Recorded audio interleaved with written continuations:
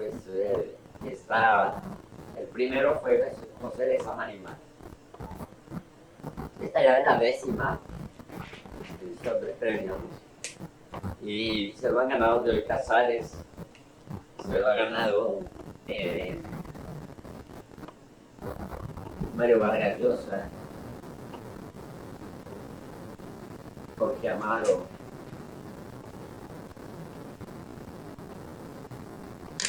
Borges, en fin.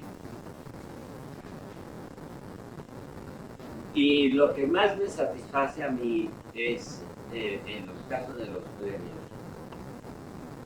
que eso ayuda enormemente a la difusión y a la lectura de los libros. Por eso yo siempre he dicho que los premios nunca son para las personas, para el escritor, sino para el libro. Y como el libro uno lo lanza al mundo tan desprotegido y tan abierto y sometido, sujeto a toda suerte de azares, como a un hijo, hombre, pues un premio es como cuando un hijo se gradúa, ya queda uno tranquilo, ya sabe uno que tiene una carrera y que, en fin, le va a ir mejor que antes. En verdad a mí me satisfizo mucho. Conozco la relatividad y la corta vida del prestigio que da un premio. Pero a pesar de eso, y teniéndolo en cuenta, por las razones que te doy, estoy muy contento, me parece muy bien que se lo haya ganado la Nieve de la Almirante. Me sorprendió un poco que fuera la Nieve, porque dentro de los 2 años han salido en Italia otros 2 libros. La última escala del Tram Steamer ya salió, publicada en Adelphi, que es una colección con PH, ¿no? Adelphi. Una colección muy rigurosa, muy escogida y dirigida por un escritor que ahora está teniendo mucho éxito en Europa, Roberto Calasso.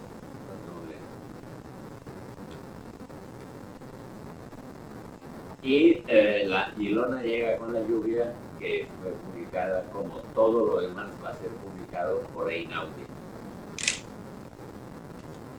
Me la dieron a Daniel el Almirante en la publicación de Einaudi y está bien. Lo que pasa es que La Nieve ya había tenido un premio italiano, el premio Nonino, hace un año. Ya me digo, hace 2 años. Y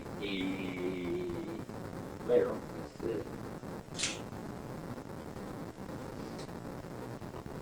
me hubiera gustado también que hubiera, decir, que hubiera Ilona tenido el premio. No los 2 premios, pues, para el mismo libro. Para el mismo libro no me fascina, no es que me duela, ¿no? Pero en fin. Maestro, y no se ha iniciado la traducción de los poemas todavía.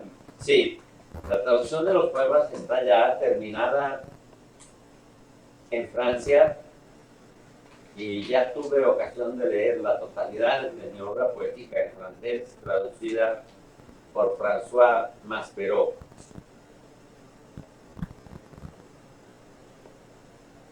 O sea, no solo los poemas de Macron el Gaviero. Y a ver si le decimos ya no existen los linotipistas en los periódicos, ¿verdad? No. Que por Dios no pongan Macron, porque así no se llama. Siempre ponen G en lugar de Q. ¿No? Ya me trataron esto por ahí.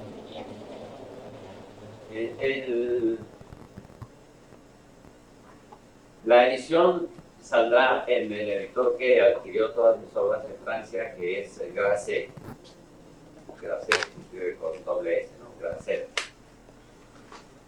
Y esto me satisface enormemente, primero porque el traductor es un gran escritor y fue un editor muy eminente y muy conocido en Francia, François Masperot, y ha hecho una traducción realmente admirable, es una recreación muy fiel y muy amorosa de mi poesía.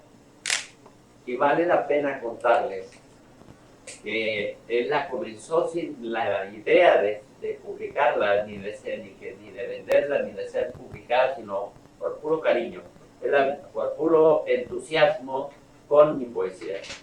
Él había hecho una nota cuando recibió el premio Médicis, La nieve del almirante, premio Médicis extranjero, que se da la mejor novela aparecida del año en París, en Francia.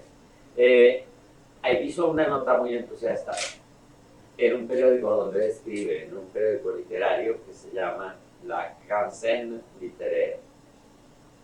Se escribe Quinzaine con Z, ¿no? Littéraire. Y entonces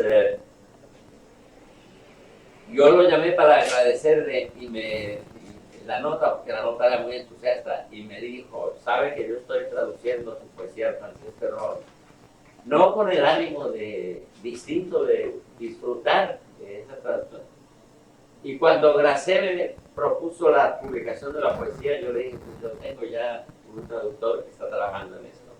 Eso fue muy satisfactorio. En Italia también Einaudi va a publicar la totalidad de la poesía.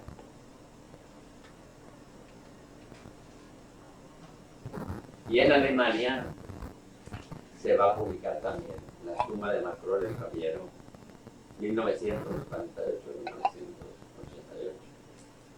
Es la edición tal cual ha sido editada por el Fondo de Cultura Económica, que se parece que es más o menos exacta a la que publicó por Cultura de Santiago, más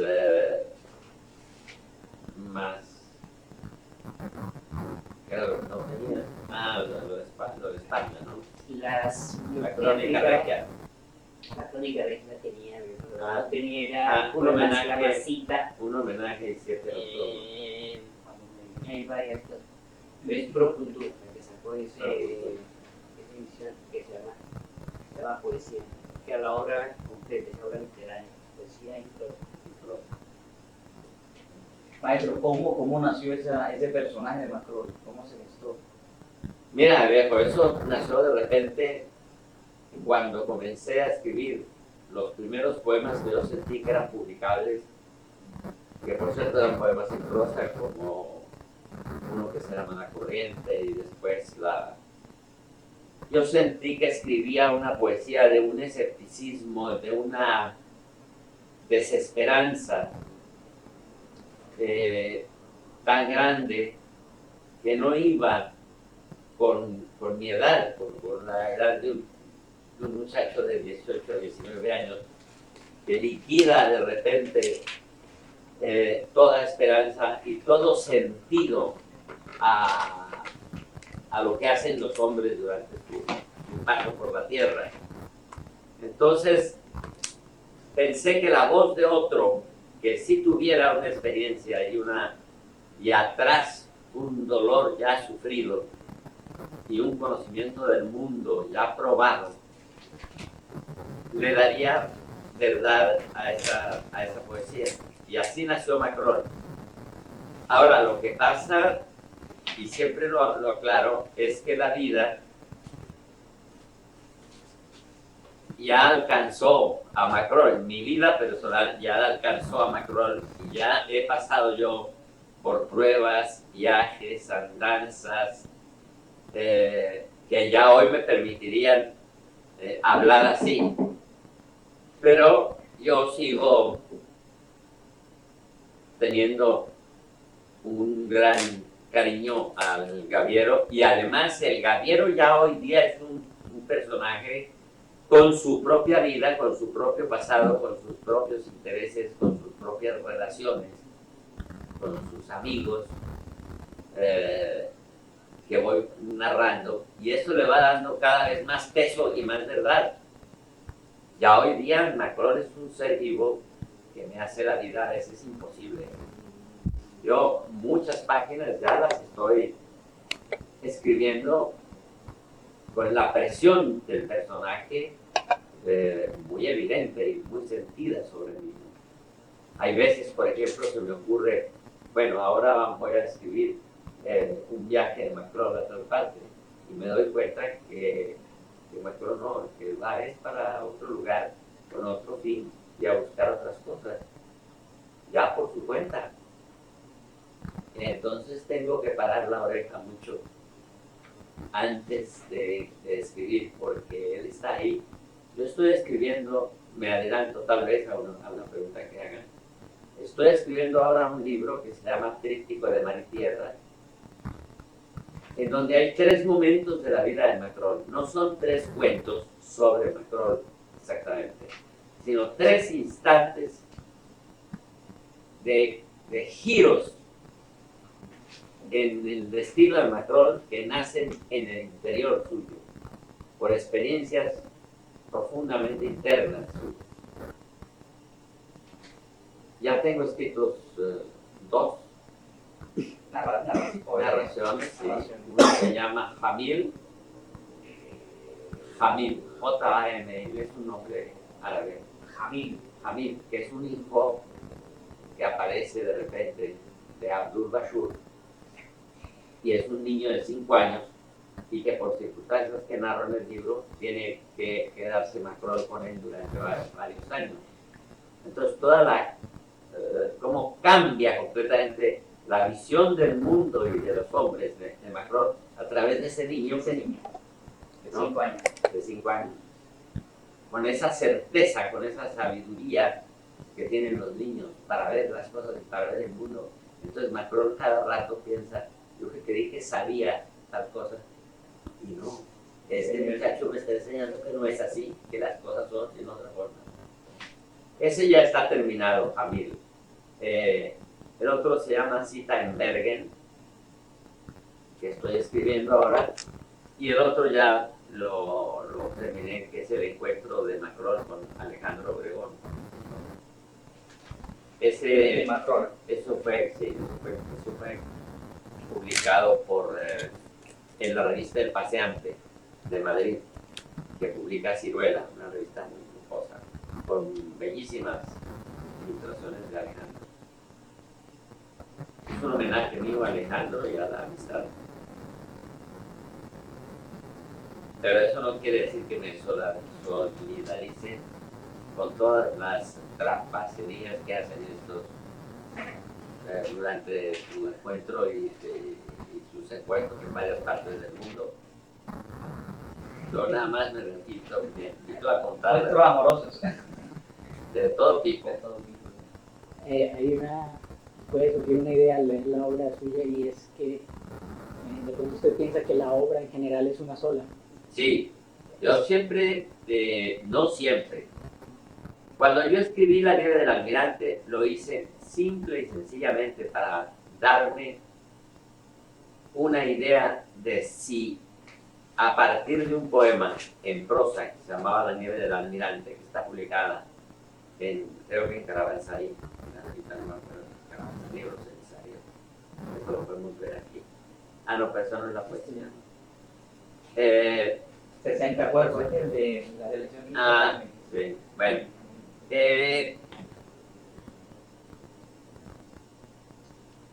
Sí, en verdad, eso que de pronto yo vi como el fragmento de una novela, en verdad podría ser una novela. Y entonces, cuando terminé La nieve del almirante, dije, bueno, pues sí es una novela. Bien, la voy a publicar. Y con esto termina el experimento. Eso creía yo. Pero inmediatamente empezó la presión de los personajes y empezaron a todos los días a reclamar espacio y a pedir cancha, pues, para decirlo de forma un poco peculiar, pero es eso, ¿no? Es exactamente lo que estaba sucediendo. Y sí, en verdad, a partir de entonces, yo he pensado que un día, y esto es una cosa que se ha hablado con los editores y que en el caso de Grasset, por ejemplo, y en el caso de Alemania también, mi editora en Alemania ahora es Surkamp, ellos están de acuerdo y tienen en mente publicar en un volumen lo que llaman edición omnibus, llaman ahora esto en la jerga. Y en efecto, un poco siguiendo esa idea, en Estados Unidos sale ahora publicado en Harper and Row, las 3 primeras novelas salen juntas. Y las otras 3 que siguen van a salir juntos también, o sea, van a ser 2 volúmenes. Maestro, la impresión que uno tiene leyendo las novelas realmente es que es un mismo libro que se ha ido, han salido 5 del mismo libro, ¿no? Porque que se enriquece el uno al otro, hay que volver al otro, de pronto en Amilbar, por ejemplo, aparecen asteriscos que lo hacen regresar a todos los libros, ¿no? Entonces, siempre he dicho desde su primer cuento, ese cuento del viaje, que es muy bello, del 48. Ese es un cuento que yo quiero mucho. Muy bello, es de los cuentos más bellos que se han escrito en este país, y sobre todo en un momento en uno ve, por ejemplo, en ese momento Gabo no había escrito, no había escrito cosas que tuvieran un peso así, ¿no? Veo esta constante en todas las obras. Una caravana no simboliza ni representa una cosa alguna. Nuestro error consiste en pensar que va hacia alguna parte o viene de otra. La caravana agota su significado en su mismo desplazamiento. Sí, esa palabra, por ejemplo, está citada, lo explico ahí en el diálogo de Valendo Pará, está citada de La nieve del almirante. Sí, sí. En La nieve del almirante digo esa frase. Y en verdad esto quiere decir, bueno, esto quiere decir eso que digo ahí, ¿no? Tiene mayor misterio, ¿no? Sencillamente, a mí lo que me interesa es el desplazamiento, no la razón del viaje o el pretexto del viaje. Y eso también, en eso coincido con Macron. A Macron no le interesa tanto los aserraderos y uno se da cuenta a la mitad de la novela, que ella sabe que los tales aserraderos son inaccesibles y él sigue. Tampoco las minas de oro, exacto, las minas de oro, que ese oro no lo va a hacer rico ni lo va a hacer, que con ese oro no va a conseguir absolutamente nada, sin embargo sigue buscando, ¿no? Porque ya en esa búsqueda y en esa lucha está ya el sentido de su vida.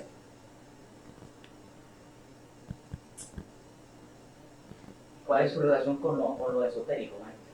Hay como uno encuentra permanente signos, siempre algo cifrado en la... Bueno, la pregunta yo te la tendría que contestar en esta forma. El esoterismo no me ha interesado nunca, ni lo he leído. Pero me doy cuenta cada vez más que lo inexplicable, lo inefable, el lado oscuro en el destino de los hombres me interesa profundamente y creo que existe. Y creo que hay una parte nuestra y en nuestro destino que es indescifrable. Ahora, no le había puesto nombre. Ponerle nombre de esotérico a mí me parece que lo limita. Es eso simplemente. Cuando me preguntan si creo en Dios, siempre contesto una cosa que parece una paradoja también y que es lo que me sale contestar. Lo que me sucede es que no entiendo cómo se puede no creer en Dios. Para mí el gran misterio que hay en el hombre es el ateo. El tipo que de veras puede vivir un minuto en la vida pensando que es el dueño y el autor de todo lo que lo rodea y que atrás y encima de él y antes de él no hay nada. Eso es una situación tan absurda que si yo llegara un día a esa conclusión me pegaría el tiro, ¿no?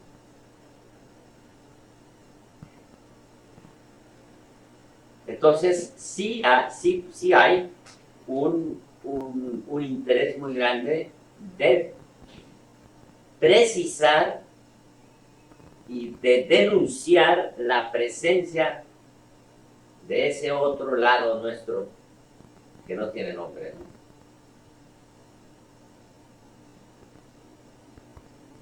Ese lado sería el lugar desde el que le hablan sus personajes. En buena parte sí, sobre todo las mujeres, por ejemplo. Los personajes femeninos Magistrales. vienen de una zona que yo mismo no conozco, no podría decir, ¿no? Pero son mujeres como efímeras, son como inalcanzables. A medida en que se tocan, se van, se evaporan, ¿no? Sobre todo para el pobre Gaviero, ¿eh? Al lector no le cuesta, el lector en ese sentido no la pasa tan mal como el pobre Gaviero, ¿no? Pero en un personaje como Flores Teves, evidentemente hay allá un trasfondo de misterio. Esto de la India, por ejemplo, en el viaje, en la nieve, la India estaba mirándome fijamente y sonriendo con malicia que tenía algo de carnívoro, pero al mismo tiempo de una inocencia nauseabunda. Ese contrapunto ahí es maravilloso, ¿no? Lo había olvidado y lo encuentro bastante oportuno. Sí. Lo encuentro logrado. Y sobre todo en la parte esa de los amores en la mina también, Ah, muy bello. O sea, esa descripción de... la relación, digamos, contra natura, si se pudiera hablar, Sí. ¿no? Entre Antonia y Macron dentro de una mina, Dentro de una mina. Hay como una mina dentro de una mina. hay una intencionalidad simbólica. No. Es, No, a mí el personaje se me dio, y es un personaje que pertenece a la nieve del almirante y que yo no lo puse en la nieve del almirante finalmente, sí. pero aquí lo relato, ¿no? Y en Amirba, ella tiene ese terror de tener hijos, por eso que le dijo una vez una almirante. Pero no cree usted que de pronto mata a los personajes con una... O sea, de pronto está encantado con el personaje y el personaje los desaparece. Eso me lo han cobrado mucho, sobre todo con un personaje que yo quiero mucho y que las lectoras femeninas sobre todo le tienen un gran cariño, y también los lectores, que es Ilona, ¿no? Y en verdad que a mí se me murió Ilona de repente. Yo no tenía el proyecto de Y matarla. Abdul también lo mató muy rápido. No, pero Abdul vuelve a salir y se prolonga y vuelve y regresa. Y como mis libros no tienen una secuencia cronológica, como te habrás dado cuenta, en mis libros no hay una secuencia cronológica. Yo puedo volver a Abdul. Y en efecto, pues en Abdul Bashur está Ilona de nuevo, ¿no? Sí. Me sorprende otro detalle en los libros, y es que de pronto uno se da cuenta de que el que escribe estas novelas, ante todo, es el poeta en todo momento, ¿no? Bueno, eso es la primera vez en las muchas entrevistas que me han hecho en todas partes, que el entrevistador me lo dice, porque antes se lo tenía yo que decir al entrevistador. Porque hay la eterna pregunta de, bueno, ¿cómo es posible que usted, que era un poeta, y un poeta consagrado y conocido, de repente le dio por escribir novela? A mí nunca me ha dado por escribir novela. Para mí, cada novela es la continuación de un poema. Y el ambiente que yo siento, la tensión interior que yo siento cuando estoy escribiendo una novela, es la que siento cuando estoy escribiendo un poema, ¿no? Tal vez por eso, lo reconozco con franqueza, las novelas tengan ciertos puntos flacos como novela, como estructura novelística. A mí eso no me interesa, no me importa. Lo que me interesa es que esa condición de poesía y esa esencia poética siga corriendo por esas páginas como corre por mis libros de y poesía. eso es lo que ha conmovido a Europa realmente. Y en Europa los tiene muy intrigados, pero como los franceses, gracias a Descartes y a su carácter racionalista, no resisten una situación así, es muy curioso conversar con ellos en ese caso. Porque lo que me dicen así francamente dicen, no, pero es que eso no es posible. O se es poeta o se es novelista. Y entonces yo siempre contesto, mire, yo ni soy poeta ni soy novelista.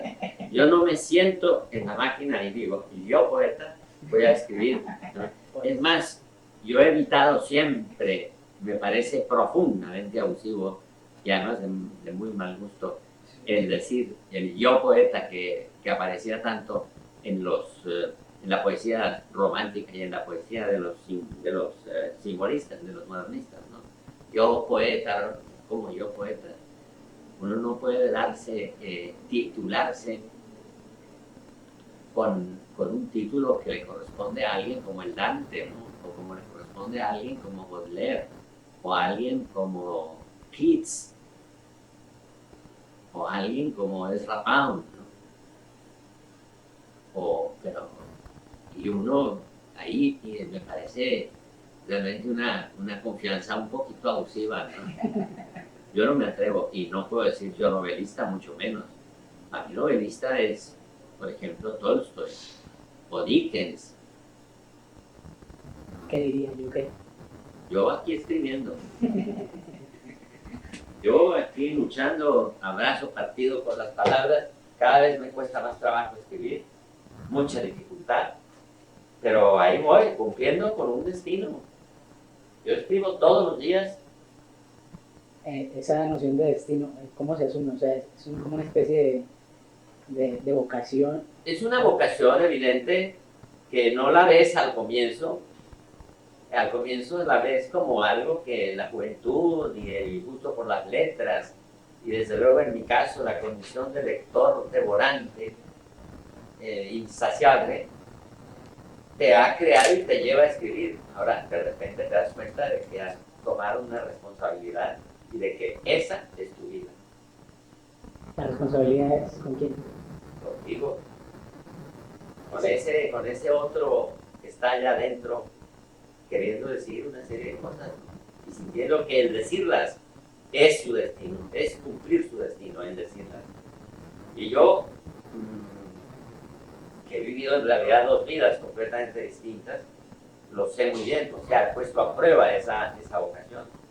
Yo jamás he vivido de mis libros, ni jamás he vivido de la pluma. Jamás he colaborado en un periódico en forma continua para vivir. No es que me parezca mal esto, y no lo digo por ustedes los que están sentados ahí, pero una de las cosas que admiro más en García Márquez, fuera de las muchas que admiro en la persona y en el escritor, pero en la persona es precisamente que jamás ha hecho y ha vivido de otra cosa que de su escritura. Eso me parece de una condición muy bella, ¿no? Casi parecida a la del santo, ¿no? Yo fui más cobarde, entonces para poder vivir cómodamente y tratar de que mi familia viviera también con cierta facilidad, en ciertas condiciones determinadas, acepté desde muy joven puestos que nunca tuvieron nada que ver con la literatura, jamás. La literatura sería como un camino, una búsqueda de salvación también. Profundamente. Y yo insisto mucho sobre lo que yo llamo el poder de salvación de la poesía. Hay una bella página en Jorge Salamea sobre eso, hablando de Samuel Pérez. Porque, es decir, otra cosa en la que yo insisto muchísimo es que la poesía o es visionaria o no es poesía, es otra cosa. Es prosa, es un mensaje político, es un panfleto, no me importa cómo se puede llamar. Pero la poesía tiene en su esencia la condición de visionario. Eso quiere decir que es una visión que trasciende el marco de la realidad que nos están dando nuestros sentidos. Es el otro lado también de las cosas, del mundo y de los hechos. Ese lado que se ha quedado sin descifrar. La poesía intenta descifrarlo. en los grandes poetas como el Dante, por ejemplo, lo descifran, o como don Antonio Machado.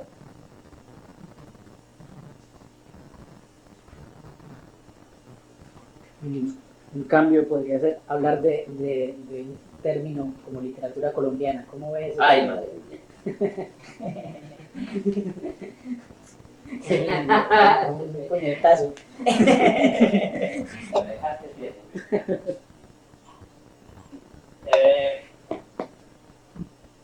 Es la respuesta. Me vine a sentar aquí, ¿no? Mira, yo tengo un gran escepticismo en esas calificaciones nacionales. Hay una entrevista de Gabo en el 54 donde él ya decía eso, ¿no? Y ahí está la respuesta, ahí Ahí está está la respuesta. Yo tengo un gran escepticismo, viejo, sobre hablar de literatura latinoamericana. Existe literatura, existe palabra escrita que habla de las cosas esenciales del hombre. Y le corresponde a los profesores de literatura y a los especialistas y a los ensayistas y a los críticos hacer esas ordenaciones y esas fragmentaciones geográficas para comunidades de sus alumnos, pero como yo no estoy en esa situación, yo nunca he visto toda la literatura así. Maestro, a su edad, ¿cuál es el hecho más asombroso que le haya ocurrido? El más bello y el más doloroso.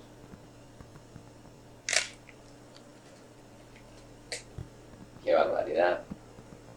Te das cuenta que tengo que hacer una revisión así, pasar revista a la totalidad de mi vida. El más doloroso ha sido para mí hasta ahora la muerte de mi hermano Leopoldo,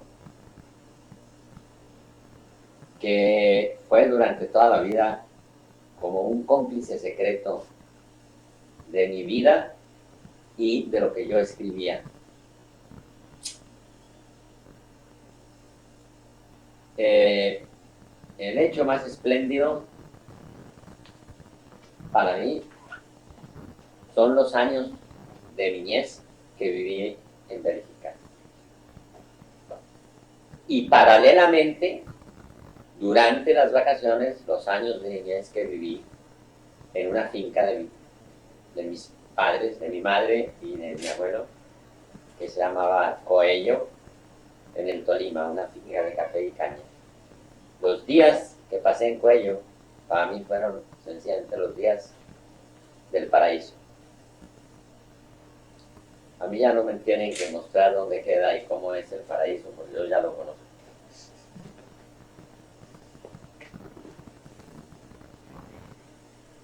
Y por eso fuimos con Santiago, cuando murió mi hermano, a echar sus cenizas en el río Cuello.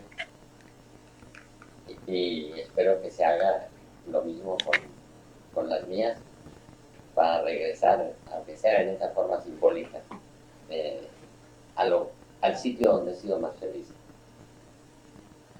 Río Coello. Coello, en el Tolima. Es un río que desemboca en el Magdalena.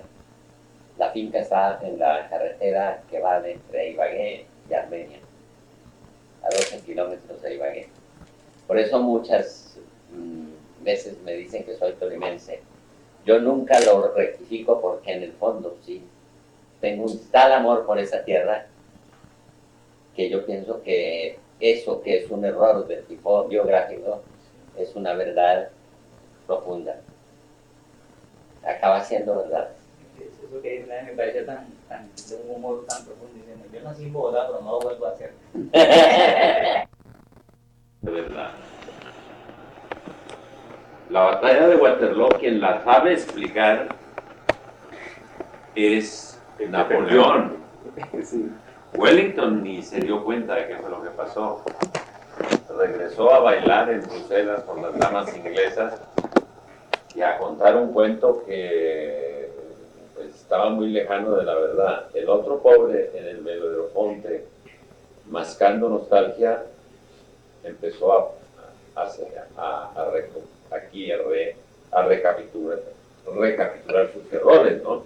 Bueno, eso es un ejemplo un poco así directo, elemental. Yo creo que hay que tener una gran atención a lo que dicen y lo que narran los vencidos, entre otras cosas, porque no hay vencedores. No existen los vencedores. Todos terminamos Vencido. vencidos. ¿Aló? Sí, con él habla. Sí. Ser humano. ¿Qué horas son? Bueno, yo estoy aquí con unos periodistas en el cuarto y estaré a las 5:30 justo abajo. Entonces, muchas gracias.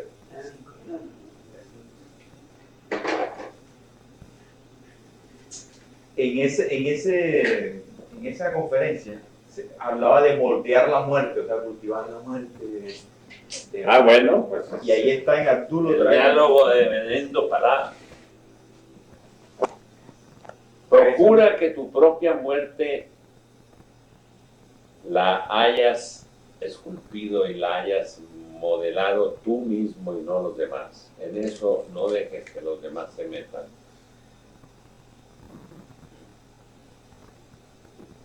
No es fácil y puede venir el azar y destruirte, ¿no?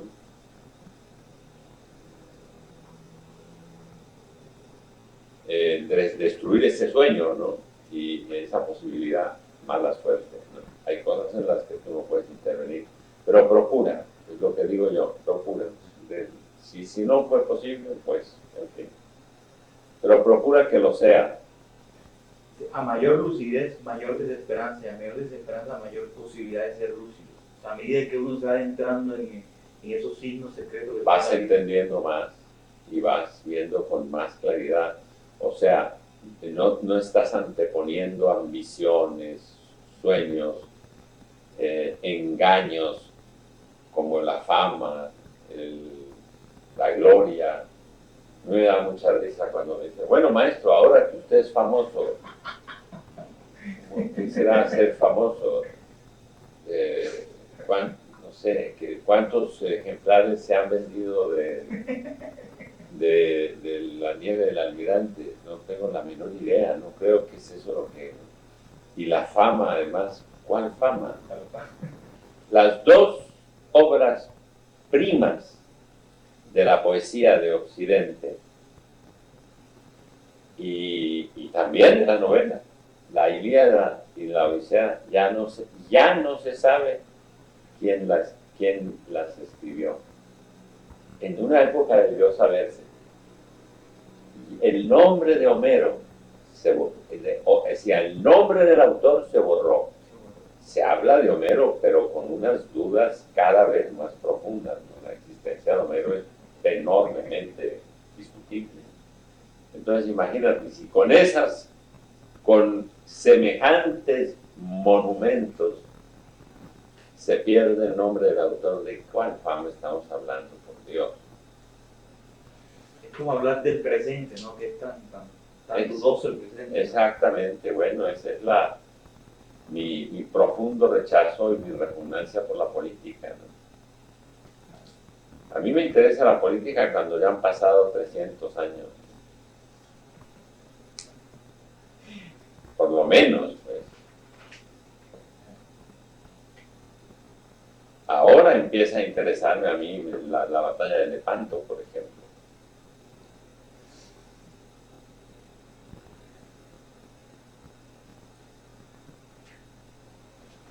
Pero indudablemente hay una toma de posición. O sea, las circunstancias obligan a una cierta, o sea, no política, no llevando al plano de las ideas políticas, pero no, sí, claro, bueno, que tienen mucho que ver con la moral y mucho que ver con la estética también, ¿no?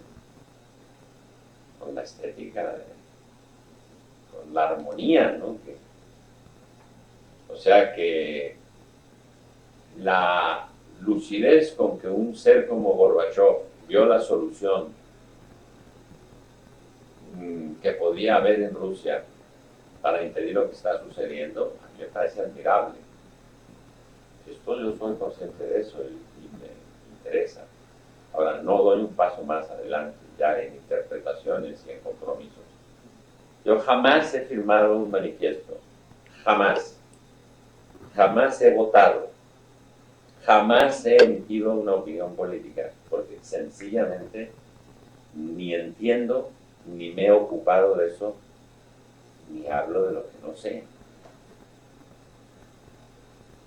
Ahora, sobre el 18 Brumario, el golpe de Estado de Napoleón, sí podemos hablar varias horas si quieren.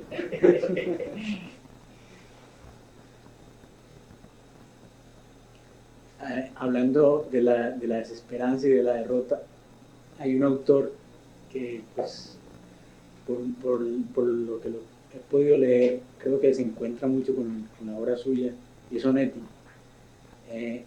¿Encuentra usted ese parecido o ha estado distante? Yo he sido mal lector de Onetti, desgraciadamente no he leído poco. Leí Los Adioses y ahora leí una novela suya que no me gustó nada, que se llama ¿Cuándo entonces?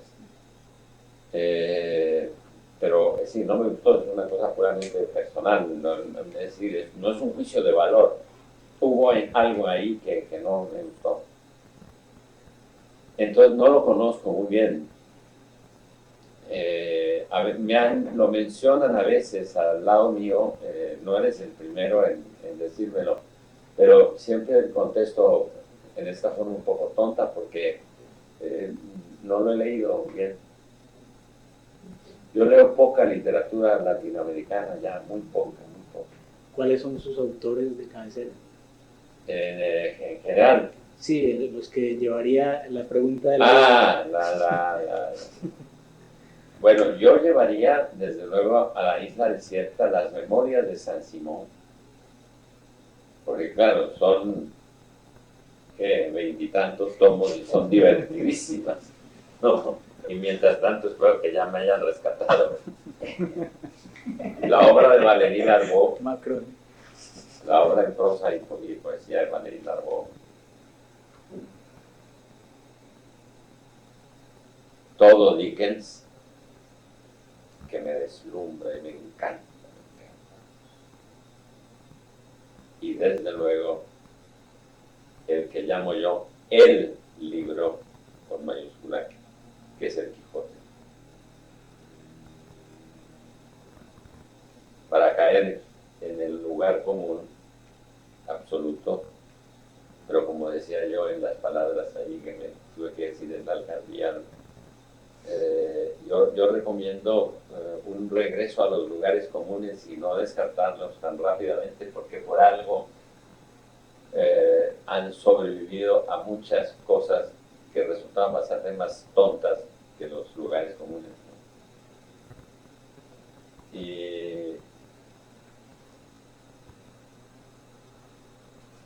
el libro Don Quijote, para mí, mi experiencia personal de lector, no se agota jamás. Para mí tiene una novedad permanente. El otro día, arreglando los libros, poniendo los libros en orden, claro, en una edición grande, presuntuosa, que yo no sé quién me regaló o dónde me robé, que es una que está ilustrada por David con unos dibujos horribles. Abrí sí, pero abrí totalmente al azar el capítulo de la muerte de Don Quijote. Se me llenaron los ojos de lágrimas. Y volví a sentir esta cosa. Se me murió este loco, ahora yo qué hago, solo en el mundo. Se me murió este hombre, carajo. Ese sí que era un lúcido absoluto. Ese sí que era un lúcido. Pero la parte final del libro, cuando él recupera la lucidez, es como, es otra forma de tristeza, porque era más bello. Claro, era mucho más bello, loco, y se lo dice alguien que viene de la realidad bruta y total, que es Sancho, que le dice, no, joder, hombre, ya, si vamos a ser pastores, por ejemplo, ¿no? Porque ya está inoculada en Sancho, no la locura, no hay tal locura de Don Quijote, sino el poder maravilloso de transformar el mundo y de hacer del mundo un lugar de poesía. Maestro, yo encuentro que en los libros, en sus libros, ¿no? Siempre hay un personaje que se detiene en el libro a orar, que es como ese personaje que empieza como a hablar desde adentro. Sí, En los últimos libros sí, hay cosas de orden invocatorio, ¿no? Sí. Bueno, eso viene de mi poesía directamente. Viene de mi poesía. ¿No? Hay que pensar que el tercer poema que yo publiqué y que ya sentí que en el que estaba diciendo lo que yo quería se llama Oración de Macrol y Gaviero, para que no haya ninguna duda. Y quien lea la oración de Macrol y Gaviero verá que ahí está todo el Gaviero ya. Tiene la poesía esa estructura realmente de una oración, ¿no? De una invocación. En Amílcar, por eso me salió, y digo me salió porque yo no escribí primero el poema y después lo metí en Amílcar. Ese tipo de cosas no creo que es aceptable, sino que de repente en la máquina misma, en el momento de escribir, sentí que Macrol tenía que llamar al genio del mar, ¿no? Así de que me hago yo aquí enterrado en estas cavernas, por Dios, sáquenme de aquí, ¿no? Este niño que aparece en su trabajo que está haciendo, Jamil, es como, digamos, es usted mismo, ¿no? Que habla de... No, es un niño. Es un hijo natural que tiene Bashur con una bailarina del vientre, que es una de las especialidades que comparten Bashur y Macrol y yo. Me gusta mucho y soy especialista en apreciar las buenas bailarinas del vientre de la danza árabe. Y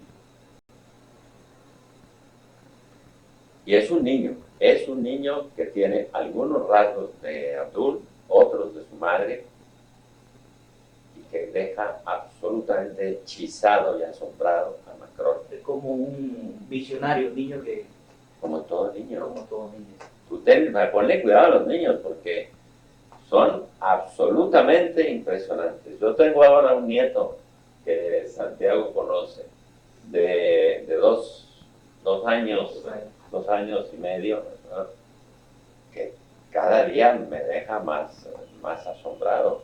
O sea, la certeza con que el niño va hacia el mundo y va dominando y va escogiendo su parcela de mundo. Eso es absolutamente maravilloso. Y la pierde en un momento de una edad, ¿no? Eso es lo grave. Sí, claro.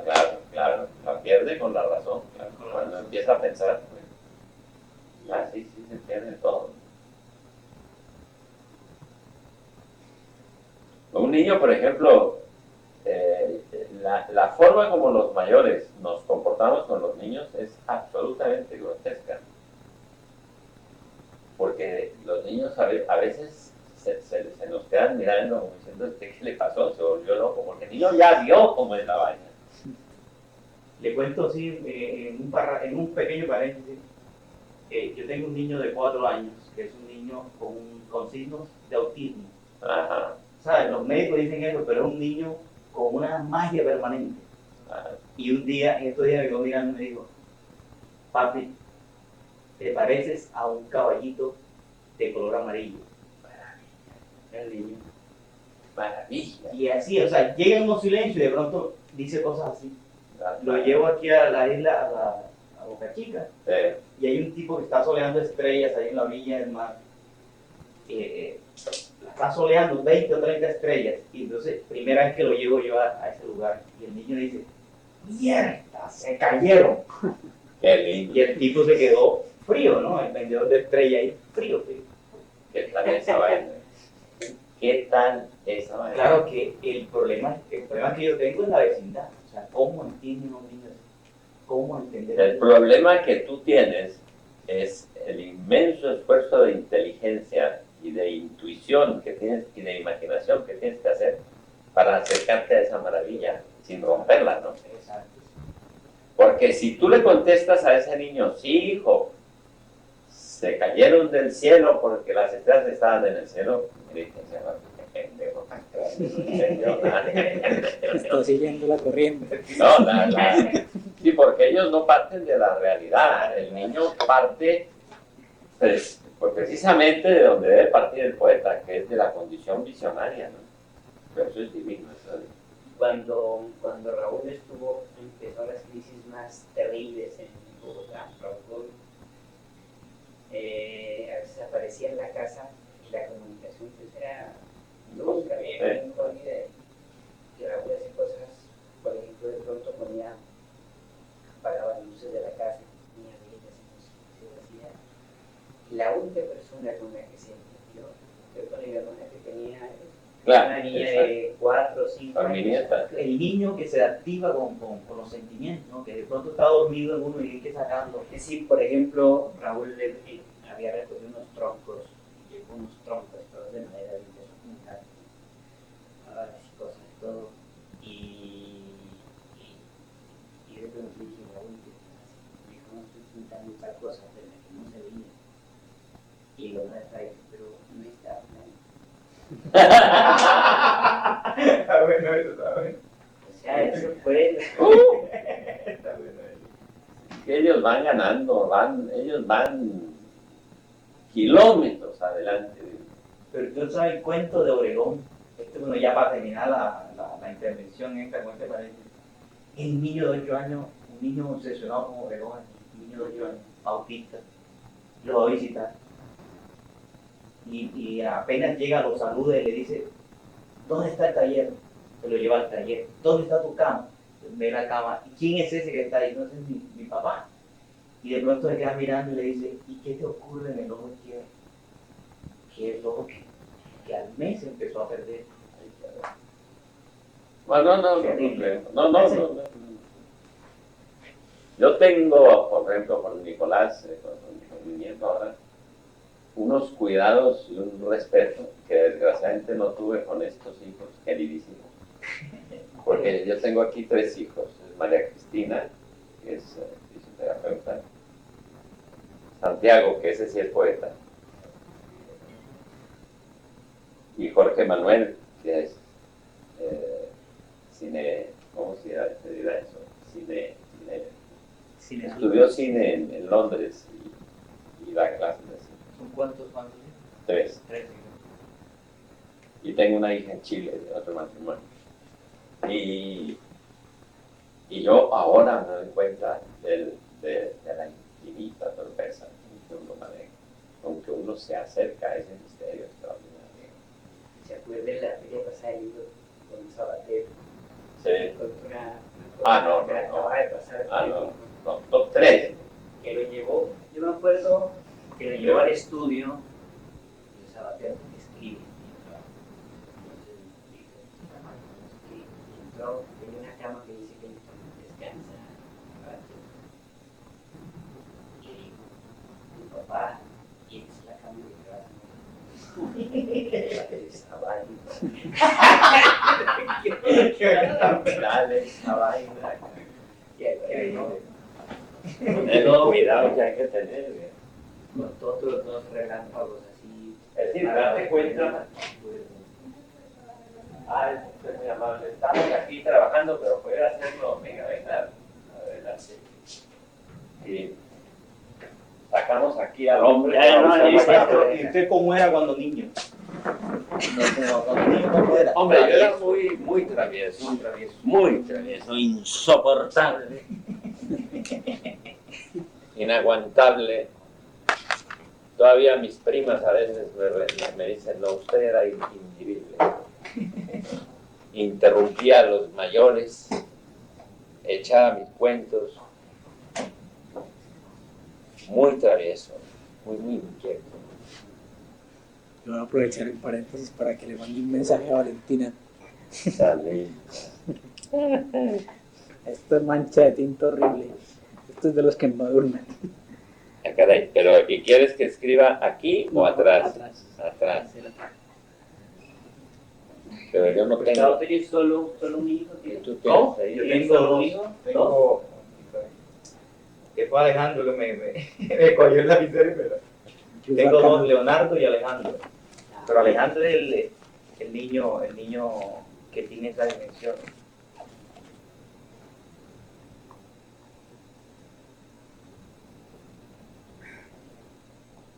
No han llegado a entender ya qué pasa. Yo con el verdadero autismo.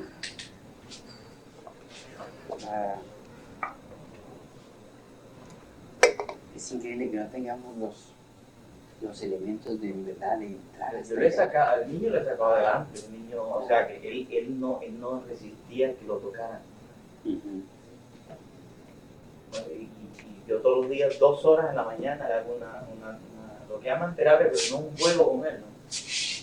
Con música, con colores, que si no se salva o si una persona no se salva por la vía de la festividad, ¿por qué otra vía se Ah, no hay otra. No hay otra, viejo. No hay otra. No hay otra. Cuando el niño sabe, de verdad, porque engañar a los niños es imposible porque ellos se comunican de inconsciente a inconsciente. O sea, el inconsciente del niño se está comunicando con tu inconsciente. O sea, lo que tú estás diciendo vale mierda, pero.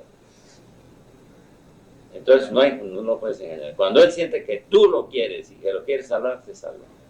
Tan es así, viejo, que ahorita un psiquiatra de la universidad que está bien filósofo, joven, se llama Luis Carlos Restrepo. Él trabajó 6 años con jóvenes drogadictos, jovencitos, es decir, de 13, 15, 17 años. Y escribió sobre eso un pequeño libro que se llama Las trampas de la razón, que es sobre el fracaso Yo leí de la él publicó algo. educación. Sí, un librito, eso está. Es sobre el fracaso de la educación. Tenemos 10 minutos. Se baila, ¿no? El tiempo. Maestro, después de haber vivido intensamente la vida, ¿qué piensa del amor realmente? Que no hay otra cosa. Acuérdate siempre de un verso de Walt Whitman. Lo digo siempre en la traducción que encuentro muy bella, aunque no se ajusta exactamente a las palabras de Whitman, de León Felipe. El que camina una sola lengua sin amor, Camina amortajado. camina directamente hacia su propio funeral.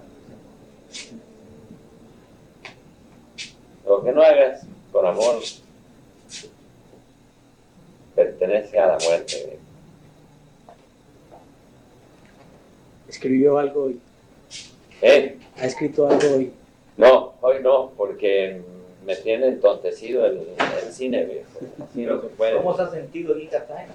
Yo soy feliz en Cartagena, viejo. Aquí conocí a Gabo hace 42 años. Aquí viví yo cosas inolvidables.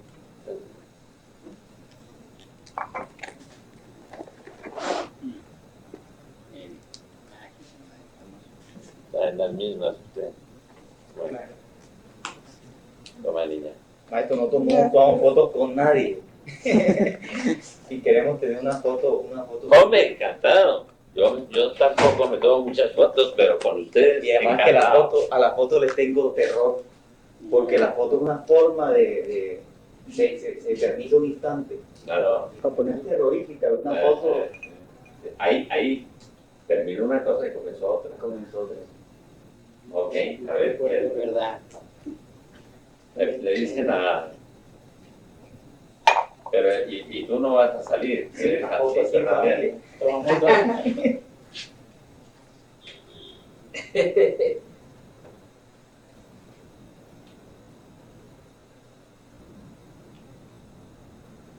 Pero de esta foto yo quiero copiar. Gracias. Y ahora necesito un fotógrafo. A ver, que hay que enfocar. Apretar el clipacillo Y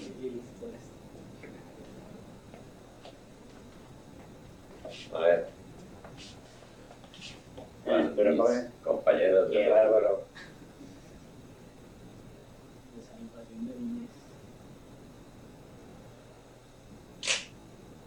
Ok, que nos quiera, está bien.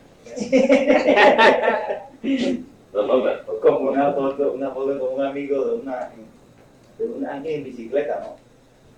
Y no se ve el cuerpo de la persona, sino el color. Ah, Un color bajándose de la bicicleta. qué bien. Qué bien. Y miedo, ¿no? A su edad usted se ve fuerte, se ve como una persona... Yo lo que tengo miedo es en ese aspecto a lo que pudiéramos llamar el deterioro de la mente. Cuando la mente no te sirva para lo que te ha servido siempre, eso le tengo terror. A la muerte no. No es que me guste, pero es que eso sí, ahí está, ¿no?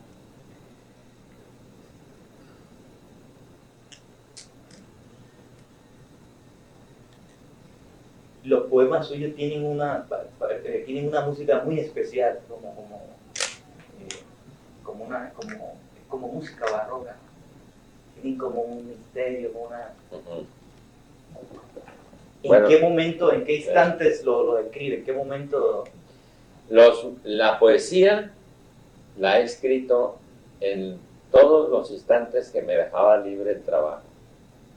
Libros enteros, como Los emisarios, como Caravanserai, como el homenaje y 7 nocturnos, como la crónica regia, los he escrito en aeropuertos y en aviones.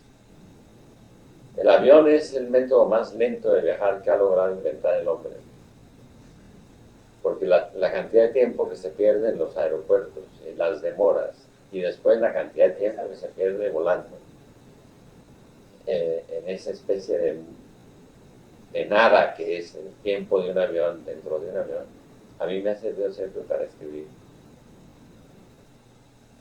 Ese poema Moirología, que es un poema ya que está en todas las antologías, un poema bellísimo sobre la muerte. ¿Cómo es que...? Ese poema lo escribí yo, en verdad lo escribí en Bogotá, pero los apuntes los tomé durante un viaje que hice por tierra a Barranca Bermeja, trabajando para la ESO. Me comentaron que van a llevar una obra suya al cine.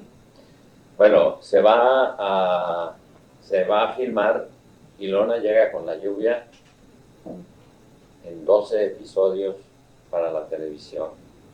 Lo va a dirigir Sergio Cabrera.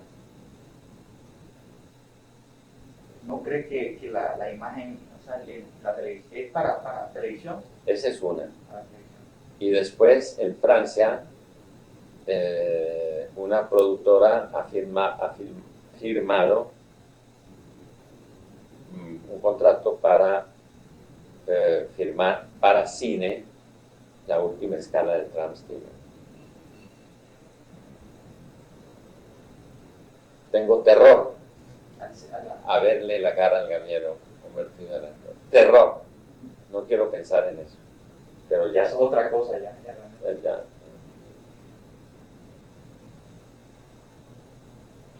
¿Cómo imaginarse? Caramba. Después viene el lugar común, la cosa. Tiene que ser con mucha magia, con mucha... La mansión. ¿Usted quedó contento con la versión de...? Hombre, yo no quedé contento para nada, pero no quisiera que lo dijera así, porque yo no quiero perjudicar a Mayor, pero no entendió. No entendió nada. Eso era una novela gótica. En la mansión es un lugar donde se está sucediendo una ceremonia en donde se le rinde tributo al mal total, al mal absoluto.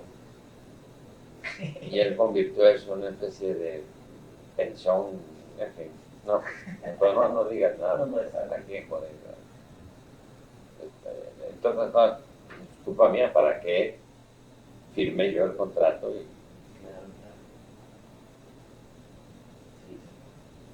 De las películas que ha visto aquí en bueno, la de su temporada. No, pero yo dejé hace mucho tiempo de ver cine Hace mucho tiempo, no, hace 3 años, porque date cuenta que durante 23 años me tocó por mi trabajo, primero 13 años en la 20th Century Fox y después 10 en la Columbia Pictures, ver todo el cine que se filmó durante esa época en Estados Unidos, ¿no? Entonces, Son muy cinematográficos sus libros, las sí, imágenes, todo. sí. Yo siempre pensé que hubieran escogido, por ejemplo, Un Ver Morir, que hubiera sido el libro a filmar, ¿no? Que tiene tanta acción, digamos, y tanto suspense. ¿Sí? Pero bueno, también me ilusiona que la única historia de amor que yo he escrito, que es el Tramp Steamer, se filme, ¿no?